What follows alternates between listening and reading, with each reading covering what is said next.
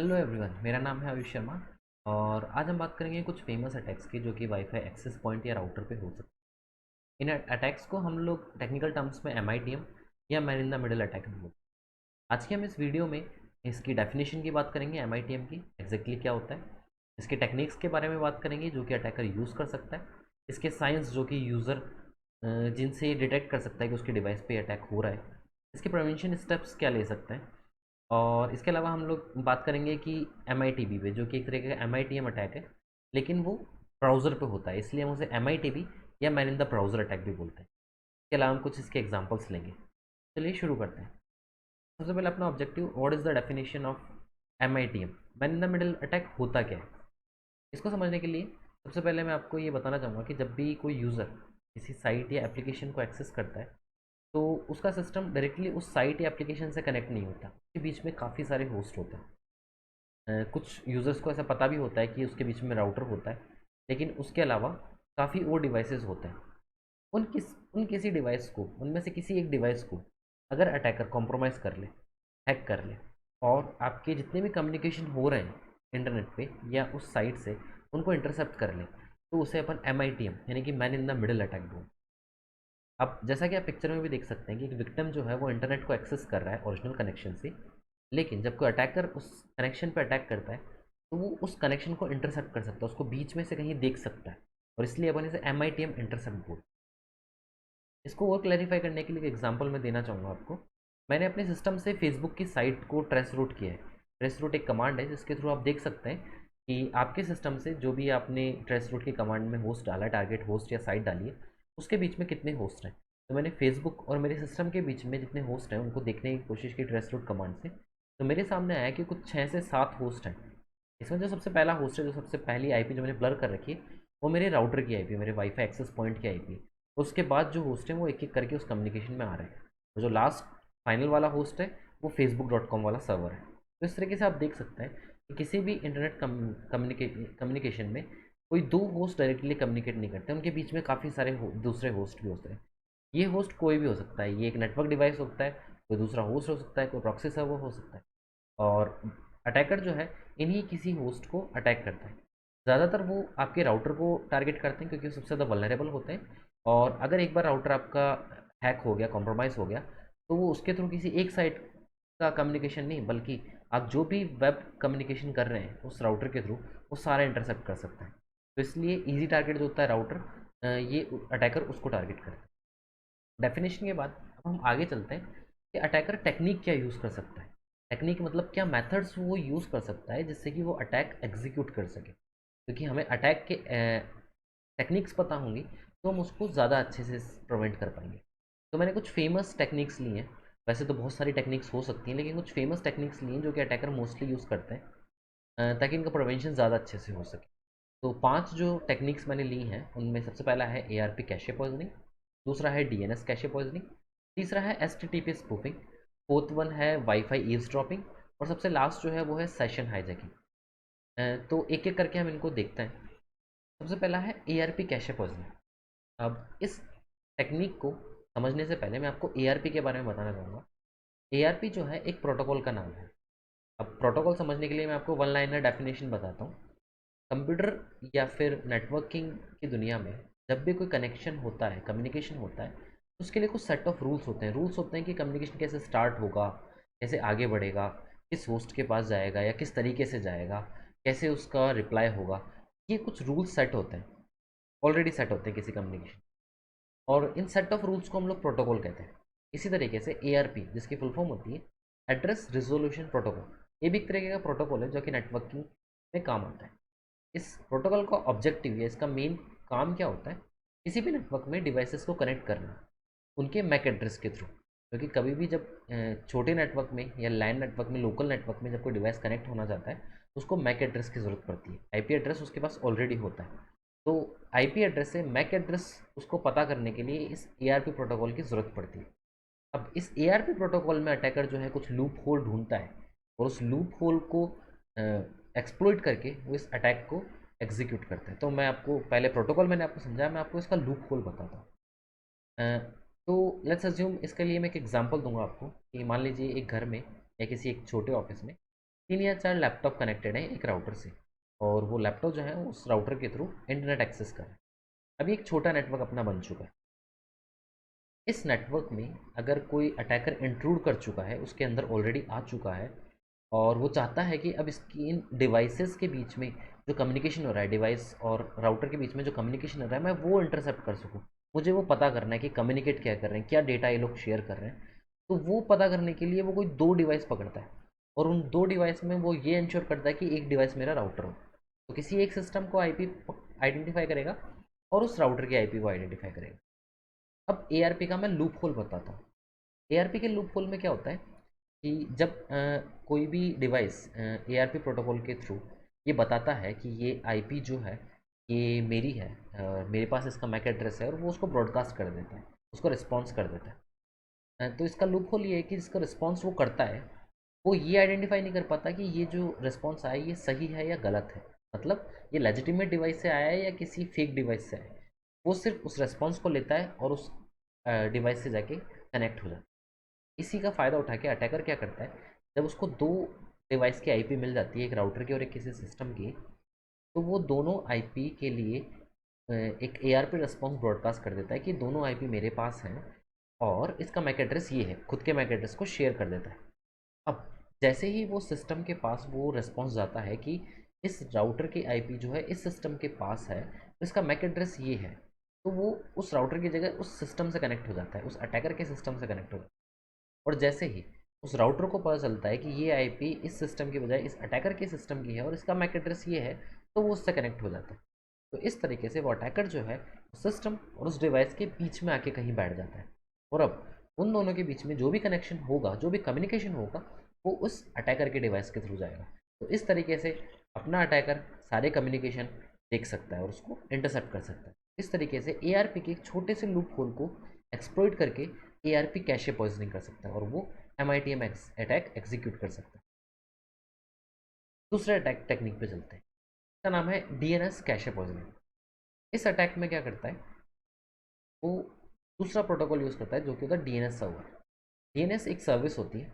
इस अटैक इस टेक्निक को समझने से पहले मैं आपको डीएनएस के बारे में थोड़ा सा बता देता हूँ। जब भी आप कोई साइट एक्सेस करते हैं ब्राउज़र में, आप उस साइट को डालते हैं, एंटर प्रेस करते हैं, तो वो रिक्वेस्ट डायरेक्टली उस साइट पे जाके कनेक्ट नहीं होती।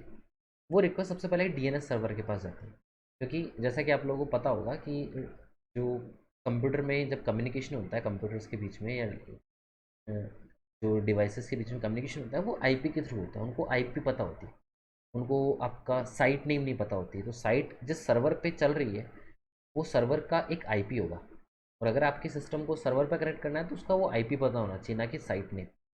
तो जब आप साइट नेम टाइप करते हैं तो वो साइट नेम की एक रिक्वेस्ट जाती है एक डीएनएस सर्वर के पास, नियरेस्ट डीएनएस सर्वर के पास। डीएनएस सर्वर बहुत सारे हो सकते हैं इंटरनेट वर्ल्ड में, तो वो डीएनएस सर्वर के पास जाती है।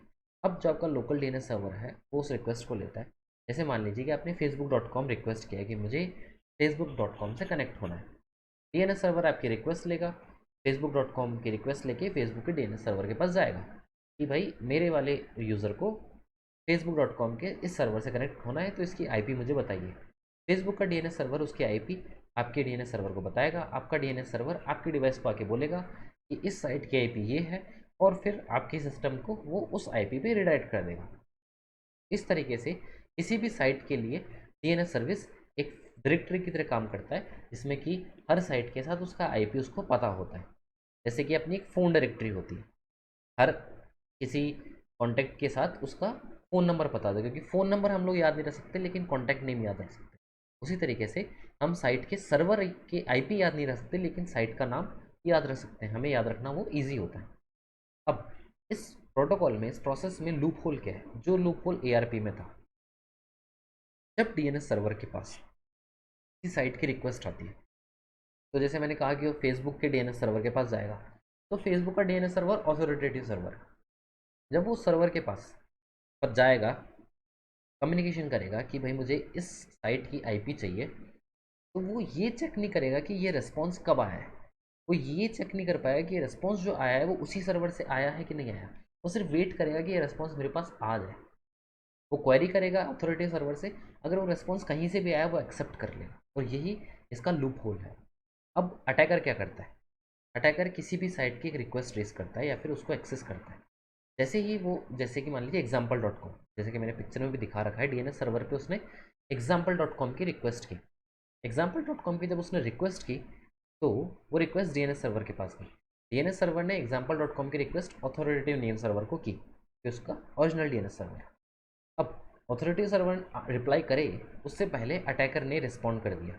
उसने रिस्पॉन्ड किया कि जो साइट का रिक्वेस्ट किया उसका आईपी भी उसने रिस्पॉन्स कर दिया डीएनएस सर्वर को। अब जो रिस्पॉन्स अटैकर को मिला, डीएनएस सर्वर को लगा कि वो ऑथोरिटेटिव सर्वर ने दिया, और जो आईपी अटैकर ने दी जो कि गलत आईपी है, वो एक्चुअल आईपी नहीं है, वो अटैकर की आईपी है जिसपे उसने ऑलरेडी एक फेक पेज बना रखा है, वो आईपी उसको दी। और जैसे ही वो आईपी दी तो डीएनएस सर्वर के पास वो आईपी चली गई। अब डीएनएस सर्वर के इस प्रोसेस में कैशे भी होता है। कैशे का मतलब जैसे कि अपन ब्राउज़र यूज़ करते हैं तो आपने देखा होगा कि कैश मेमोरी अपनी हो जाती है।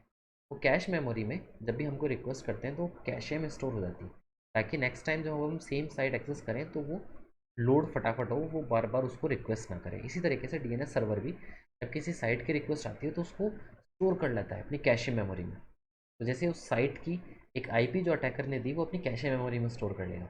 नेक्स्ट टाइम जब भी कोई लेजिटिमेट या जेन्युइन यूज़र आएगा और उस साइट के लिए रिक्वेस्ट करेगा तो वो उसको रॉन्ग आईपी शेयर करेगा, और इस तरीके से जेन्युइन यूज़र जो है वो अटैकर की आईपी से कनेक्ट हो जाएगा, ना कि ओरिजिनल आईपी जो है उसकी से कनेक्ट होगा।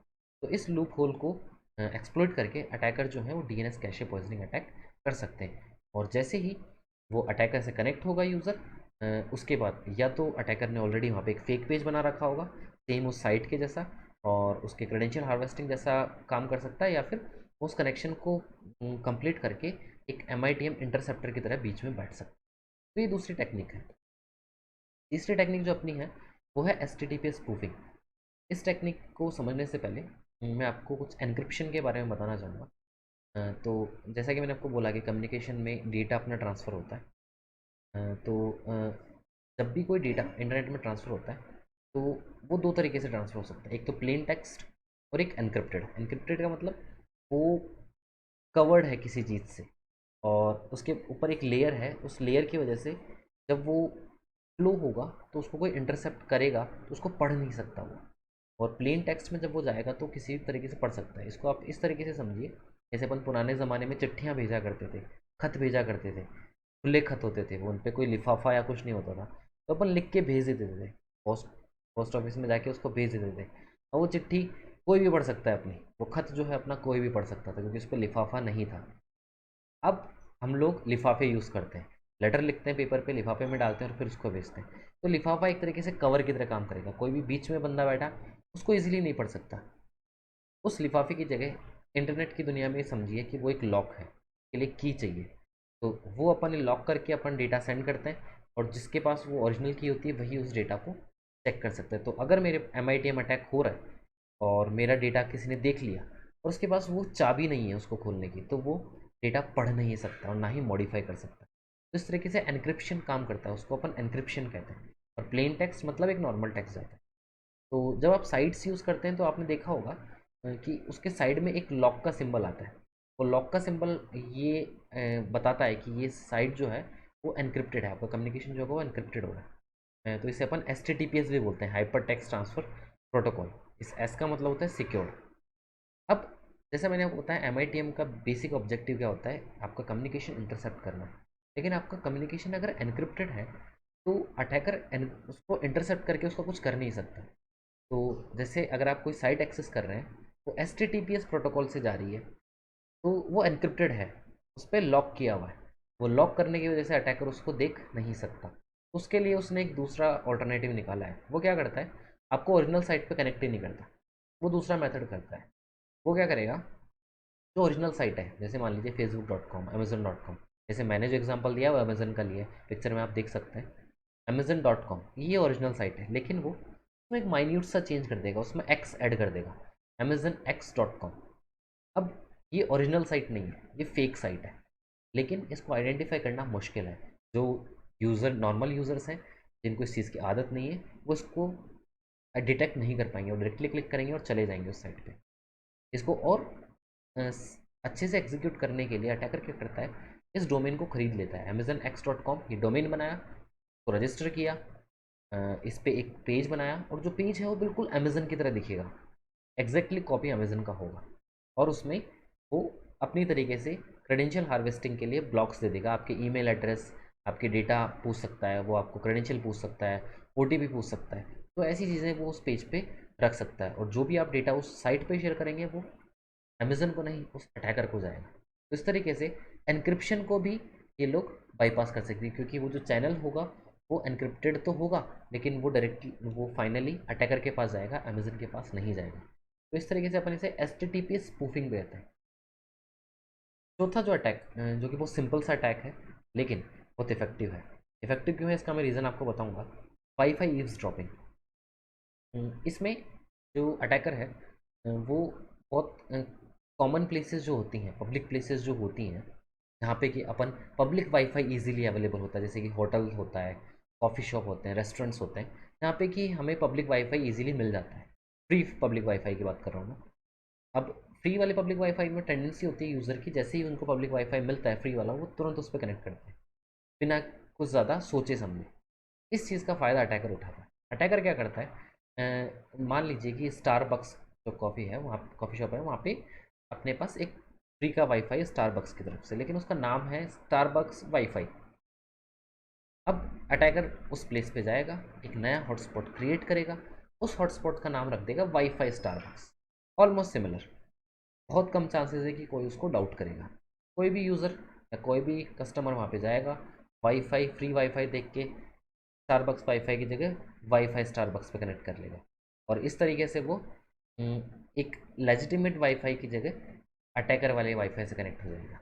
अब जैसा कि आपको पता है कि जब भी आप किसी राउटर से या वाईफाई से कनेक्ट करते हैं और अब उसके बाद आप कोई भी अपना वेब कम्युनिकेशन कर रहे हैं, तो वो उस राउटर के थ्रू जाएगा। तो वो राउटर अगर ऑलरेडी या वाईफाई जो है वो ऑलरेडी अटैकर के पास है, अटैकर का खुद का है, तो उसको हैक करने की ज़रूरत नहीं है। अब जो भी डेटा जाएगा वो उसके राउटर से जाएगा, उसको ईजिली इंटरसेप्ट करेगा, ईजिली मॉडिफाई करेगा। इसलिए एक प्रिवेंशन स्टेप्स में भी रखा है मैंने इस चीज़ को कि आप जब भी किसी पब्लिक प्लेस पे जाएँ तो कोशिश करें कि पब्लिक वाईफाई यूज़ ना करें, अपना फ़ोन का डेटा यूज़ करें। कोशिश करें कि अगर आपको ज़रूरत पड़ भी रही है पब्लिक वाईफाई यूज़ करने की, तो कोई इंपॉर्टेंट जो आता है, जैसे बैंक रिलेटेड काम ना करें, अपने सोशल नेटवर्किंग साइट से रिलेटेड काम ना करें उस पर। तो इस तरीके से आप इन चीज़ों से बच सकते हैं। फाइनल अटैक, जो लास्ट अटैक टेक्निक है, वो अपनी सेशन हाईजैकिंग है। ये बहुत सिंपल सा अटैक है। इसमें जो अटैकर है वो यूज़र से ज़्यादा साइट को एक्सप्लॉइट करता है, साइट की वल्नरेबिलिटी यूज़ करता है। वो क्या करता है, जैसे आपने बहुत सी ई कॉमर्स साइट देखी होंगी, अमेजन, फ्लिपकार्ट, जिन पे आपने देखा होगा कि आप अपनी तरफ से भी डेटा एंटर कर सकते हैं। जैसे मान लीजिए कि मेरे पास, मैंने एक प्रोडक्ट लिया है, प्रोडक्ट का मैं रिव्यू दे सकता हूँ, उस पर कमेंट कर सकता हूँ, तो मतलब मेरी अपनी तरफ से भी मैं डेटा उस साइट पर ऐड कर सकता हूँ, जो कि परमानेंटली उस साइट पर रहेगा। अब कुछ साइट जो होती हैं वो वल्नरेबल होती हैं। वो वल्नरेबल किस तरीके से होती है, वो अलाउ करती हैं कि आप जब कमेंट ऐड कर रहे हैं, रिव्यू ऐड कर रहे हैं, या कोई ऐसा डेटा साइट पे शेयर करें जो परमानेंटली उस पर रहने वाला है, उस प्लेस पे वो स्क्रिप्ट्स एक्सेप्ट कर लेती हैं, आप स्क्रिप्ट ऐड कर सकते हो।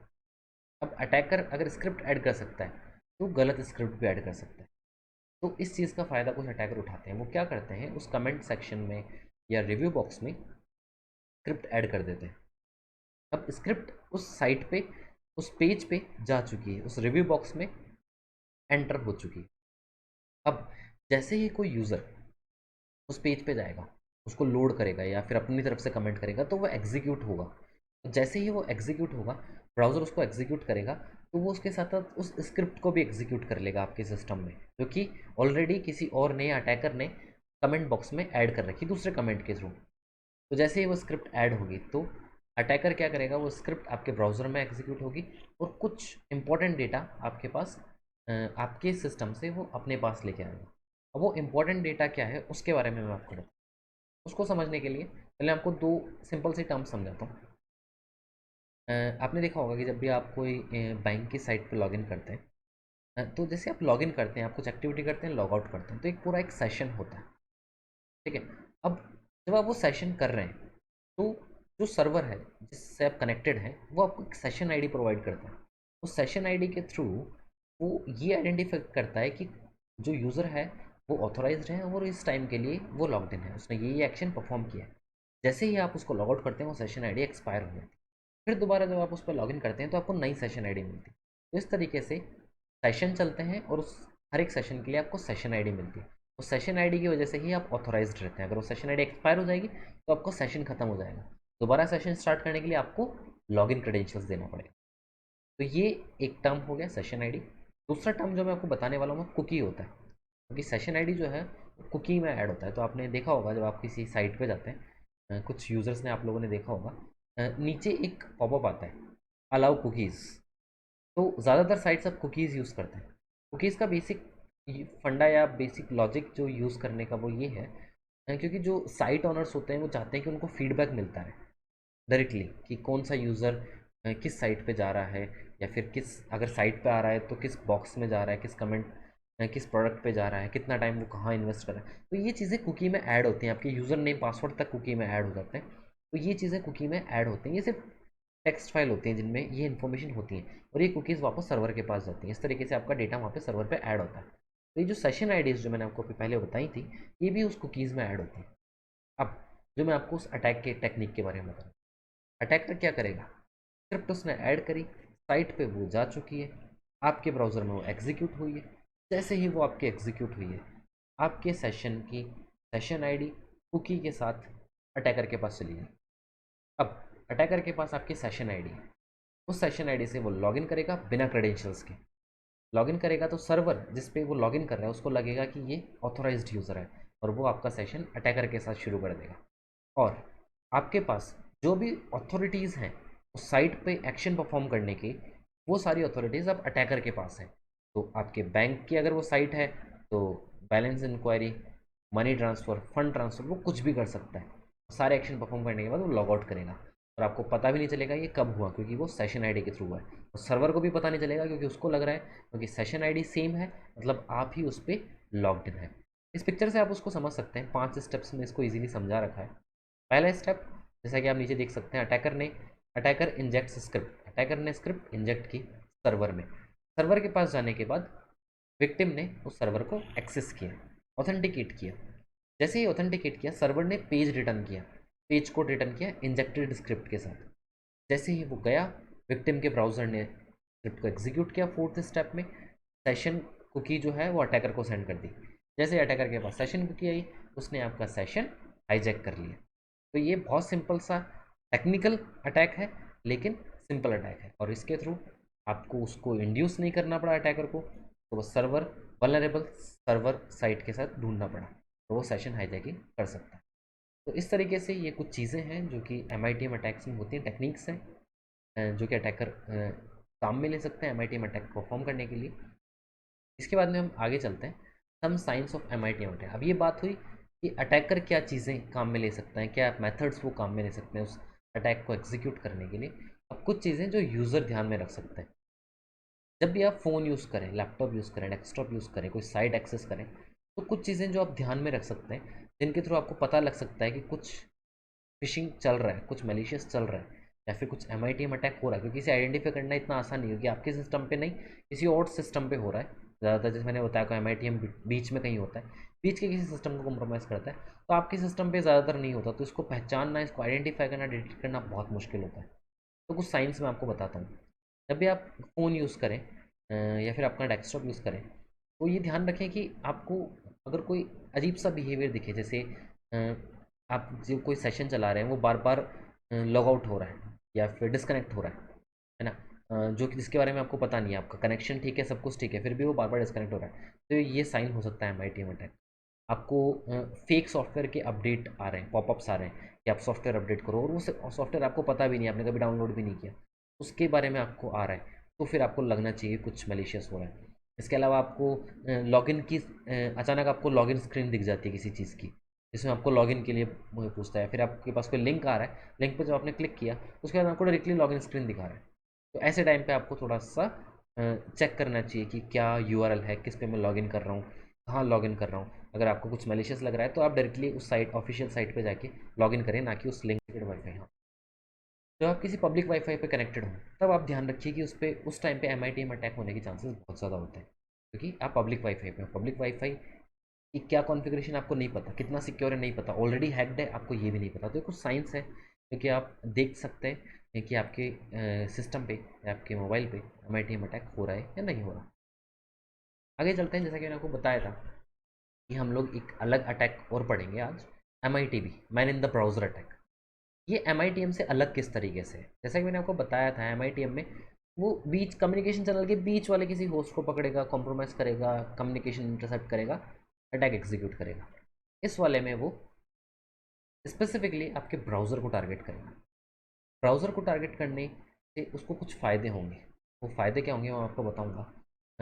लेकिन इसमें जो कैटेगरी है इसको अलग क्यों रखा गया है, क्योंकि इस अटैक के बाद जो टेक्निक है इसको आइडेंटिफाई करने की वो बहुत अलग हो जाती है। इसको अगर ये अटैक आपके सिस्टम पे होता है तो जैसे मैंने आपको बताया था MITM में कि वो एनक्रिप्टेड डेटा नहीं देख सकता, लेकिन इस अटैक में वो आपका एनक्रिप्टेड डेटा भी देख सकता है, क्योंकि वो एनक्रिप्शन होने से पहले ही वो डेटा उसके पास चला जाएगा, क्योंकि वो आपके ब्राउज़र में बैठा है।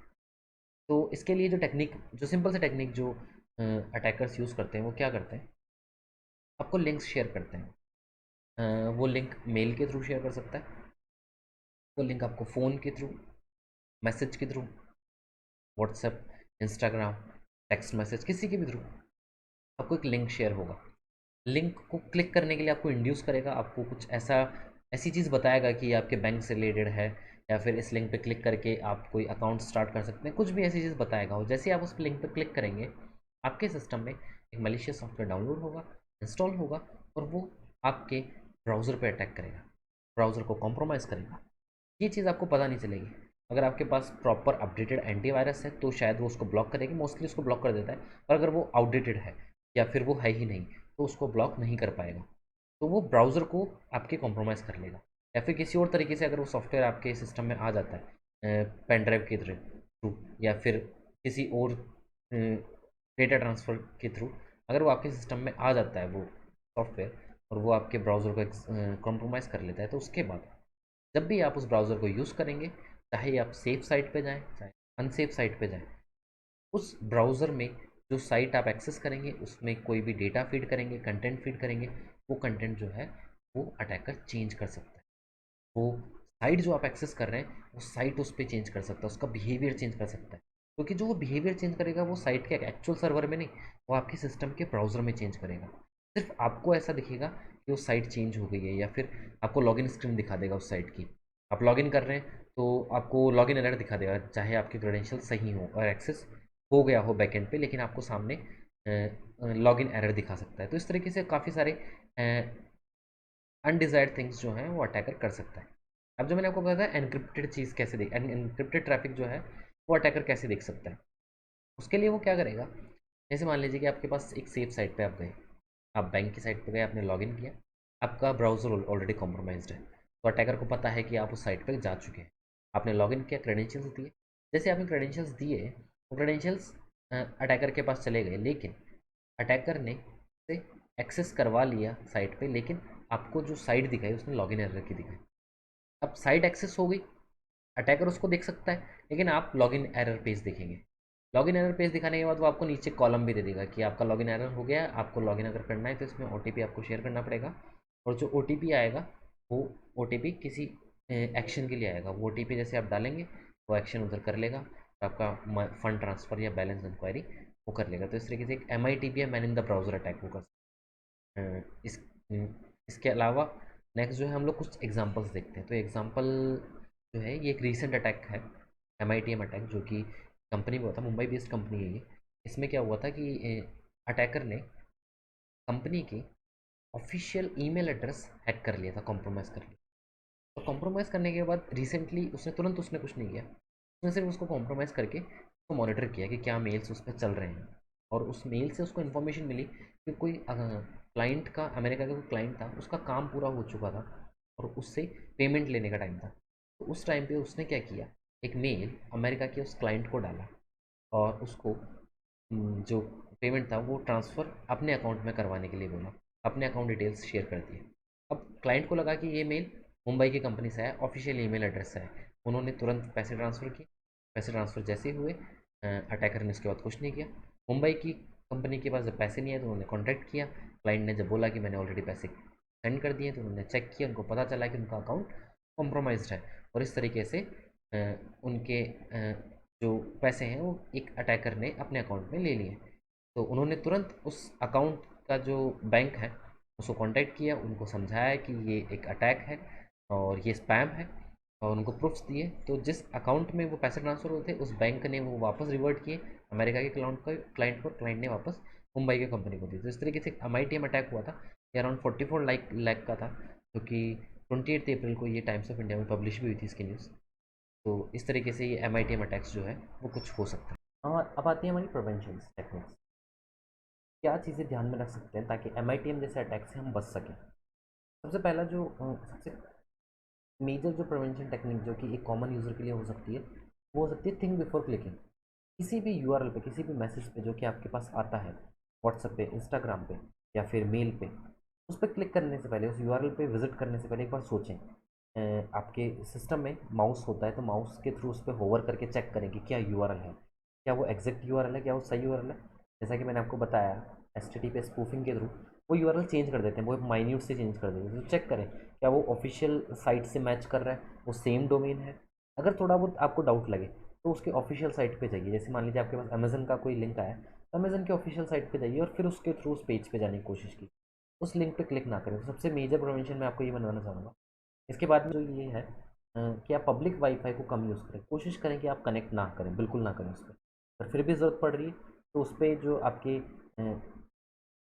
फाइनेंशियल रिलेटेड चीज़ें हैं, जैसे कि बैंक या सोशल नेटवर्किंग साइट, ऐसी चीज़ें उस पर एक्सेस ना करें, क्योंकि वो इंटरसेप्ट हो सकता है, वो डेटा किसी और के पास जा सकता है। तो वो चीज़ें पब्लिक वाईफाई पे ना करें। जिस राउटर से आप कनेक्टेड हैं, आपके घर पे जो राउटर है, वाईफाई है, उसकी कॉन्फ़िगरेशन बिल्कुल टाइट रखें, मतलब उसके डिफ़ॉल्ट क्रेडेंशियल्स चेंज कर दें, पासवर्ड स्ट्रॉन्ग करें और उसको कंटिन्यूसली एक फिक्स इंटरवल ऑफ टाइम में पासवर्ड मैनेजर यूज़ करें। पासवर्ड मैनेजर यूज़ से करने से होगा, आपका पासवर्ड प्रोटेक्टेड रहेगा और उसको रीयूज़ कोई नहीं कर पाएगा। जो लास्ट वाला है वो है HTTPS कनेक्शंस, मतलब अपने ब्राउज़र से सिर्फ HTTPS कनेक्शंस करें। एक HTTPS प्लगइन भी आता है जिसके थ्रू अपन ये एनफोर्स कर सकते हैं कि जो भी कनेक्शन पे मैं जाऊँ तो HTTPS ही हो, और इस तरीके से हम MITM जैसे अटैक से बच सकते हैं। So that's all for today guys. Thanks for watching. Bye bye.